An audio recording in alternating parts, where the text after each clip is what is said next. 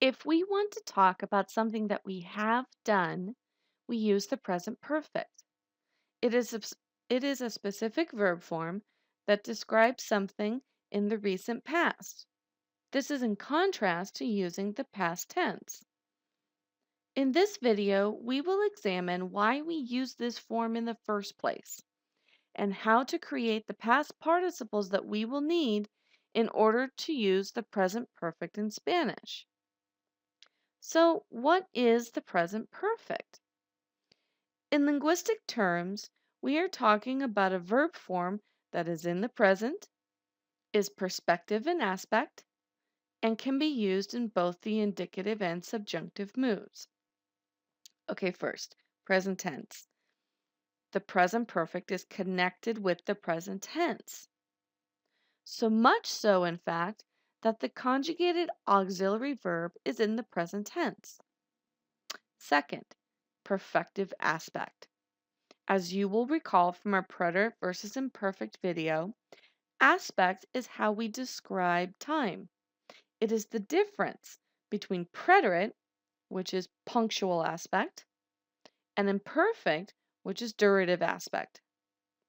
Here we are talking about perfective aspect. Perfective aspect relates to that verb's tense and before. So in this case, the present perfect talks about the present tense and before. And we will see this in a moment. Third, we have seen the present perfect in both the indicative and subjunctive moods. That means that all of the rules that we have studied about the present subjunctive previously will also apply to the present perfect. Namely, if we have a trigger verb that expresses doubt, emotion, or desire and recommendation, and a que that introduces a second clause, the verb in the second clause will be in the subjunctive mood. Let's look at this in a more graphic representation. Say that there is a timeline that can be represented by an x-axis. The y-axis is the present tense. So everything at the left of the y-axis is considered past tense, while everything to the right of the y-axis is considered future tense. Okay? So, with this in mind, let's talk about what we have learned recently with regard to tense and aspect. We know that both the preterite and the imperfect are in the past tense, and they have zero connection to the present. They describe events and background descriptions in the past. What is present perfect? As you can see, it is connected to the present, but it reaches a little bit in the past tense. It is still connected to the present, but deals with something that has just recently happened. These rules apply to English just as they do to Spanish. Let's see this in motion in a real sentence. First, let's consider the sentence, I have eaten this morning. Since it describes something that has happened in this day, so it still is relevant to the present, it makes sense. Next, let's consider the sentence, I have eaten yesterday. Now, that doesn't quite make sense. Yesterday is no longer part of this day, so using the present perfect doesn't make sense. The present perfect in English is formed using the verb have as an auxiliary verb or a helping verb and the past participle, which usually ends in n or ed. The auxiliary verb have is conjugated in the present tense. In Spanish, the rules are very similar. In the present perfect in both English and Spanish, we use past participles. What are they? A participle is a fancy way of saying that a verb has been turned into an adjective. We use these all the time, and not simply in the present perfect. We create new adjectives all the time from verbs, and since these are adjectives, when they are used as such, they always conform to the same rules as other adjectives. They agree in gender and number with the noun that they modify. However, this really only happens when the participles are used with either ser or estar as regular adjectives. When we use them with haber in the present perfect, they are not agreeing with any noun. So, how do we form a past participle in Spanish? We start with the infinitive form of the verb, then take off the AR, ER, or IR, and then add either ado for AR verbs or ido for ER and IR verbs. Let's look at how this works with most verbs in Spanish. Caminar would lose its AR, forming the root camin, and then we add ado to make caminado. Comer would lose its er to form the root com, and then we would add ido to make the past participle comido. The same would hold for a verb like vivir.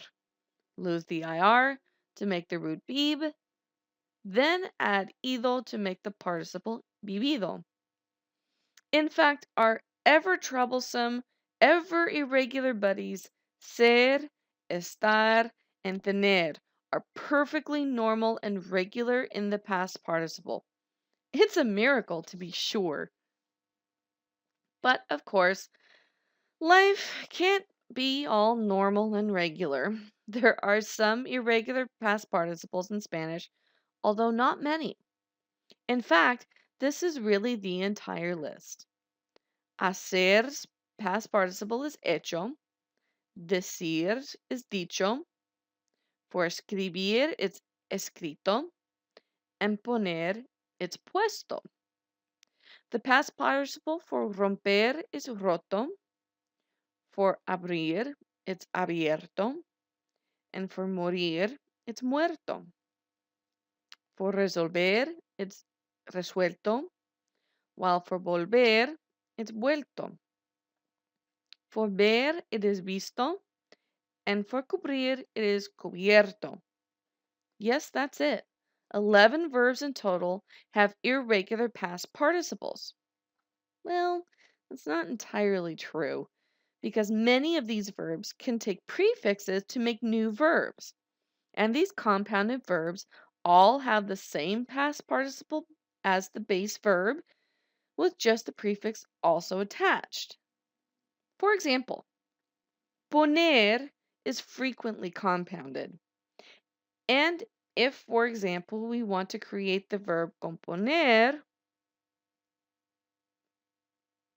which means to compose, the past participle for componer is going to have the prefix com, and again, the past participle for poner, or compuesto.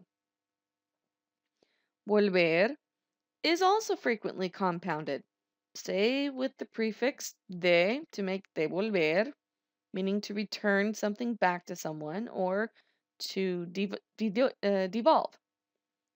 The past participle for devolver uses this same prefix de with the past participle for volver or devuelto. Cubrir is another verb that has a derived form.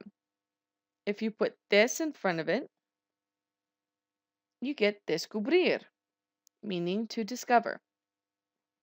If we use that same prefix des with the past participle for cubrir, we get the past participle for descubrir, descubierto.